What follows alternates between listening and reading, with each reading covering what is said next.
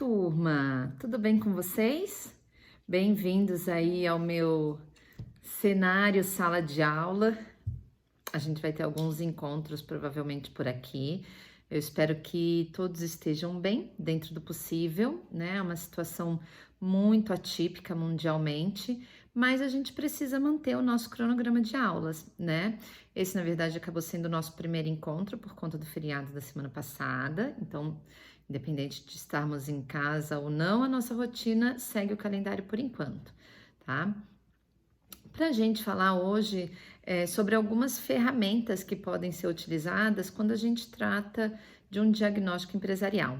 Se a gente for pensar, todo esse momento atual, na verdade, é uma situação em que as empresas elas precisam sim ser ativas para intervir e intervir com rapidez nas atividades delas, porque a gente está passando por um momento de crise mundial, né, que não afeta um segmento, um tipo de empresa específica, mas a todos.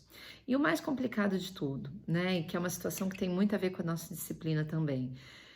Quando a gente fala de uma pandemia, isso é algo muito difícil da gente prever, principalmente nos nossos planejamentos estratégicos e nas nossas análises de mercado, né? São situações que a gente até tem uma certa percepção, mas num curto prazo, né? Se a gente fosse considerar, por exemplo, esse caso especificamente, ele se iniciou em dezembro do ano passado, a gente está em março, então é um período de tempo muito curto para a gente conseguir identificar que aconteceria uma situação externa a qualquer tipo de empresa, mas que poderia impactar da forma que está impactando. Então a gente está com um cenário aí bem real de uma situação em que a nossa disciplina de diagnóstico e intervenção, ela é bem propícia. E as ferramentas que a gente pode trabalhar e pode fazer uso para resoluções, para buscar alternativas, na verdade, elas são ainda mais importantes de serem usadas com cautela, com agilidade e com inteligência. Inteligência não só, né, de raciocínio, mas inteligência emocional também, para que as empresas com as quais a gente atua consigam minimizar o máximo possível essa situação.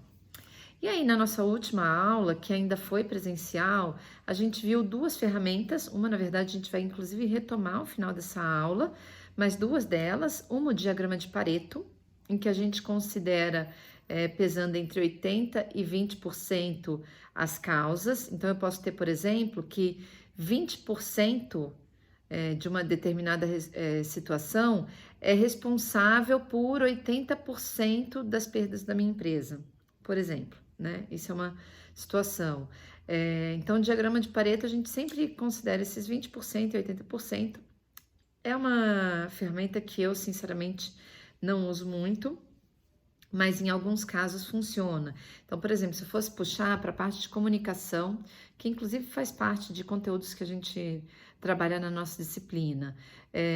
Nesse caso, sim, eu até posso colocar, por exemplo, que num planejamento de comunicação para mídias sociais, por exemplo, que é algo que está usual para a gente agora, né? Mas em se tratando de empresa, o que eu poderia usar do diagrama de Pareto, por exemplo, é que 20% da minha comunicação vai ser hard sell, vai ser aquele tipo de campanha que a gente vê, por exemplo, que fala assim, olha, compre só amanhã, não perca, e a gente chama a pessoa realmente para ação como se aquilo fosse uma real oportunidade, eu estou efetivamente vendendo a empresa.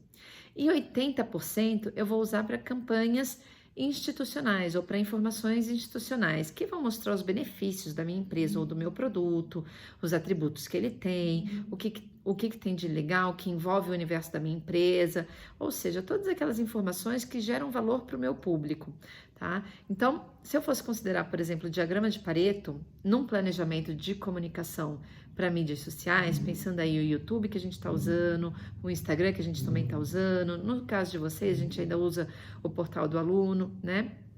Eu poderia estrategicamente como empresa separar dessa forma, 20% eu vou vender efetivamente meu produto através dessas redes sociais, que no momento de crise atual, a gente pode até inverter isso aí, né?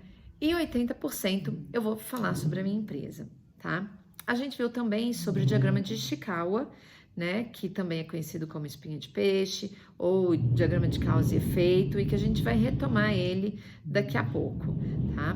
Além desses, a gente vai trabalhar alguns outros. Então, a gente vai falar sobre matriz GE, sobre matriz produto-mercado e sobre análise SWOT, que são outras ferramentas super efetivas aí nas nossas estratégias, principalmente quando a gente precisa de intervenções que ocorram de maneira ágil e rápida, tá bem?